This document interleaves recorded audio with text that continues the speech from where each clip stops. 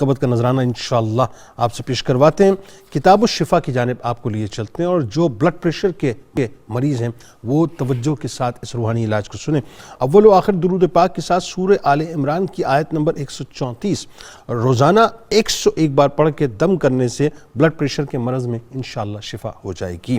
حضور غوث الاعظم دستگیر حضرت شیخ عبد القادر جیلانی رضی اللہ تعالیٰ عنہ کا کمال قول مبارک ہے، اپنے اعمال میں اخلاص پیدا کرو، کیونکہ اخلاص کے بغیر کوئی بھی عمل فضول مشقت ہے۔ روزنامہ 92 نیوز میں آج مضمون پڑھیے گا سیدنا امام علی نقی علیہ السلام کے حوالے سے۔ ٹویٹر پہ ہمیں ضرور فالو کیجئے، فیس بک پیج کو لائک کیجئے، یوٹیوب چینل کو سبسکرائب کیجئے، بیل آئیکن کو ضرور کلک کر لیجئے گا۔ تجدید عہد وفا کرتے ہیں، لا یؤمن احدکم حتی اکون احب الیہ من والدہ وولدہ والناس اجمعین۔ اللہ تعالیٰ آپ کا، ہمارا، ہم سب کا، پاکستان کا اور امت مسلمہ کا حامی و ناصر ہو، آمین۔ آئیے مل کے نعرہ لگاتے ہیں۔